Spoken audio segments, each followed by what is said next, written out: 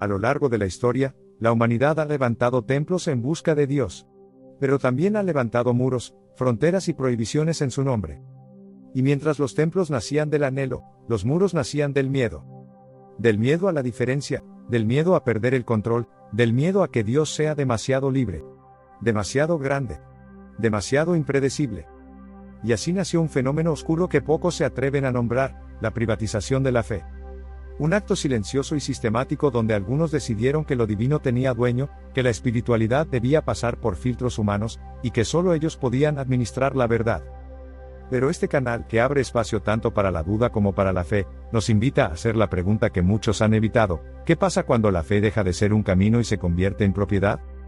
Ese momento histórico en que grupos humanos, autoproclamados guardianes de lo sagrado, decidieron que la voz de Dios les pertenecía. Que podían interpretarla, moldearla, manipularla, y finalmente, distribuirla como si fuera un recurso escaso. Ellos definieron qué es santo y qué es pecado, quién merece perdón y quién debe ser condenado, quién es digno de acercarse y quién debe mantenerse lejos. Pero este espacio no nació para repetir verdades heredadas, sino para preguntar, para dudar, para dejar que la fe se purifique en medio de la incertidumbre. Porque la fe que nunca duda termina adorando ídolos que se parecen demasiado a quienes los construyen. Y por eso, la pregunta que atraviesa los siglos y que nos atrevemos a formular aquí, es inevitable: ¿quién les entregó esa autoridad? ¿Dios? ¿O su propio deseo de control? ¿En qué momento la fe se transformó en una estructura vertical donde unos escuchan a Dios por todos, y el resto simplemente obedece? ¿En qué momento la espiritualidad dejó de ser un encuentro personal, profundamente humano, para transformarse en un sistema administrado por intermediarios que dicen saber más que tu propia conciencia, más que tu propio dolor, más que tu propia experiencia? Este canal existe para abrir grietas en esos muros. Para permitir que entre la luz de la pregunta. Porque la duda no destruye la fe. La purifica. La vuelve humana. La vuelve honesta. Y cuando la fe se encuentra con la duda, una nueva pregunta emerge: si Dios es amor, ¿por qué algunos lo han convertido en un instrumento de poder? Aquí comienza la reflexión. Aquí comienza la polémica. Aquí comienza el viaje entre la duda y la fe. Desde la antigüedad hasta hoy, instituciones religiosas han usado el nombre de Dios para imponer normas que no siempre nacen del amor divino, sino de la necesidad humana de gobernar conciencias. Y para sostener ese poder, muchas veces se ha utilizado el mismo mecanismo: el miedo. El miedo al castigo, a la exclusión, al infierno. El miedo a fallar en rituales que supuestamente deciden nuestra eterna salvación. Un miedo diseñado para obedecer sin preguntar, para inclinar la cabeza en lugar de elevar la mirada al cielo. Porque cuando una institución se acostumbra a gobernar, descubre que el miedo es la herramienta más eficiente, silencia la crítica, suspende la razón y convierte la fe en un dispositivo de control en lugar de un camino de libertad. Pero cuando miramos hacia atrás, la historia se vuelve incómoda. Muy incómoda. Hay religiones que aprobaron que hombres adultos se casaran con niñas. Lo justificaron por costumbres antiguas, por crisis sociales, por guerras que dejaban miles de viudas. Quizás, en cierto contexto histórico, fue visto como un modo de protección. Pero con el tiempo se transformó en una forma de poligamia abusiva y perversa, sostenida por lecturas torcidas de lo sagrado. ¿De verdad era Dios quien legitimaba esto? ¿O fueron los hombres utilizando a Dios para proteger sus propias estructuras patriarcales? La historia religiosa está llena de estas grietas, donde lo cultural se disfrazó de divino, donde lo humano se vistió con el ropaje de lo sagrado, donde conveniencias sociales se hicieron pasar por mandatos eternos. Y en otros escenarios, la poligamia fue defendida como símbolo de estatus y bendición, pero la misma escritura muestra las consecuencias de ese sistema: celos, dolor, rivalidades, injusticias. Historias donde la Biblia no canoniza la poligamia, sino que deja ver claramente las heridas que produjo. Relatos que muestran que la voluntad de Dios no siempre coincide con las prácticas culturales que los seres humanos intentaron justificar como divinas.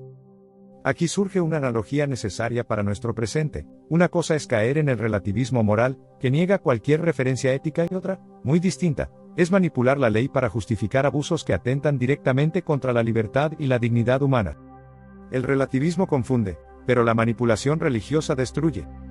El relativismo puede desorientar, pero la manipulación convierte a Dios en cómplice de la injusticia.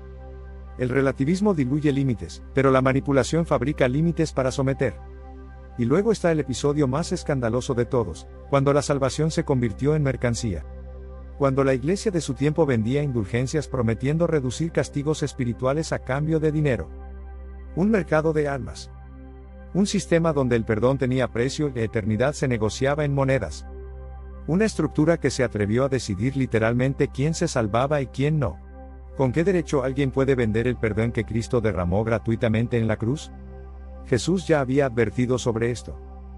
En Mateo 23 denunció a los líderes que atan cargas pesadas sobre las espaldas de otros, y que cierran el reino de los cielos. Ni entran ustedes, ni dejan entrar a los demás. Para él, la peor corrupción religiosa no era el error moral, sino la manipulación de Dios para controlar al pueblo. Esa capacidad de usar lo divino como herramienta de dominación, mientras se proclama públicamente que es por obediencia a la ley. Pero Dios mismo, a través del profeta Oseas, declaré: misericordia quiero, y no sacrificios. Una frase que desestabiliza cualquier estructura que pretenda controlar desde el miedo. Una frase que denuncia que la ley sin amor es solo un instrumento político. Una frase que expone que la verdadera fe nunca pisotea la dignidad humana, aunque intente justificarse citando versículos. ¿En qué momento olvidamos eso? ¿En qué punto permitimos que lo sagrado fuera reducido a reglas creadas por manos humanas? ¿En qué instante decidimos que la letra podía reemplazar al espíritu, y que la ley podía servir para oprimir en nombre de aquel que vino a liberar? La historia nos obliga a mirar de frente esta tensión, entre la duda y la fe, entre la ley y la misericordia, entre la tradición y la justicia. Porque la fe auténtica no teme la pregunta. Y la duda honesta es, muchas veces, la puerta hacia la verdad.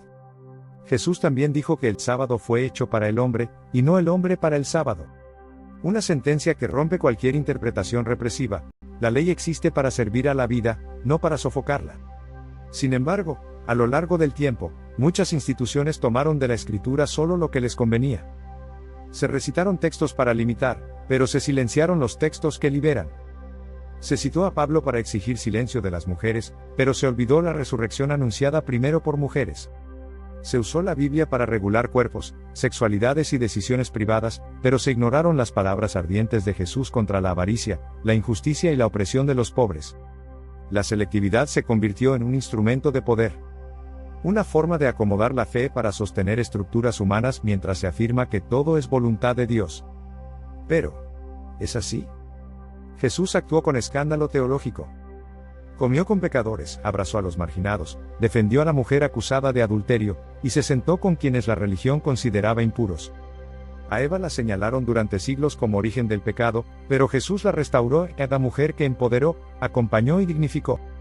Los religiosos querían condenar. Él quería sanar. La parábola del hijo pródigo nos revela un Dios que corre, abraza y perdona sin exigir explicaciones. Un Dios cuya misericordia precede incluso al arrepentimiento. Un Dios que rompe el esquema del cálculo, el mérito y la exclusión. Pero hoy surge la pregunta más incómoda: ¿están las instituciones religiosas reflejando ese rostro? ¿O han construido otro? Porque los ejemplos contemporáneos nos obligan a mirar de frente. ¿Qué pasa con los divorciados? ¿Quedan marcados para siempre como irregulares? ¿Están condenados a vivir como creyentes de segunda categoría, sin acceso a los sacramentos, al liderazgo o a la plena comunidad? ¿De verdad el Dios que sanó a los quebrantados rechazaría a quienes simplemente no pudieron sostener un matrimonio destruido? ¿Qué pasa con quienes no perseveraron en una comunidad religiosa? ¿Son excluidos del amor divino por no cumplir un estándar institucional? ¿Acaso el Evangelio dice que solo se salva quien aguanta? ¿Qué pasa con las niñas vendidas como esposas? ¿Su consentimiento no importa? ¿Dios aprueba contratos donde la infancia se sacrifica para sostener costumbres patriarcales? ¿O somos nosotros, todavía hoy, quienes seguimos tolerando violencia bajo el disfraz de tradición sagrada? ¿Qué pasa con quienes viven una vida noble unida a Cristo, pero no pertenecen a ninguna denominación? ¿Están destinados al infierno solo por no inscribirse en un sistema religioso? ¿O será que hemos confundido pertenencia institucional con salvación? ¿Qué pasa con quienes aman, sirven, ayudan, perdonan, pero no encajan en las expectativas morales de una doctrina determinada? ¿Puede un acto de amor valer menos que una norma escrita por hombres?